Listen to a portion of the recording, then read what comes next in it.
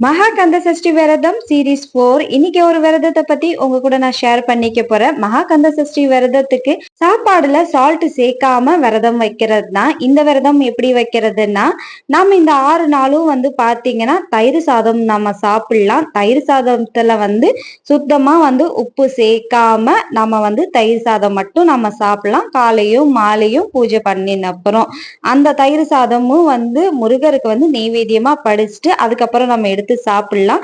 ஆனா சுத்தமா அதுல உப்பு சேர்க்காம நம்ம சாப்பிடணும். ரெண்டாவது என்னன்னா, இந்த தயிர் சாதம் வயிறு நிறைய நம்ம சாப்பிடக்கூடாது, குறைவா தான் நம்ம சாப்பிடணும். நம்ம பசி ஆற நம்ம சாப்பிட்டோம்னா அந்த விரதத்துக்கு எந்த புண்ணியமும் இல்ல. சால்ட்டே சேர்க்காம மத்த சாப்பாடுலாம் சாப்பிடலாமான்னு சொல்லி கேட்டீங்கன்னா சாப்பிடவே கூடாது. தயிர் சாதம் மட்டும்தான், தயிரும் சாதம் மட்டும்தான் இருக்கணும். அதுல கூட தண்ணி சேர்த்துக்கோங்க. உப்பு சுத்தமா நம்ம சேர்க்கவே கூடாது.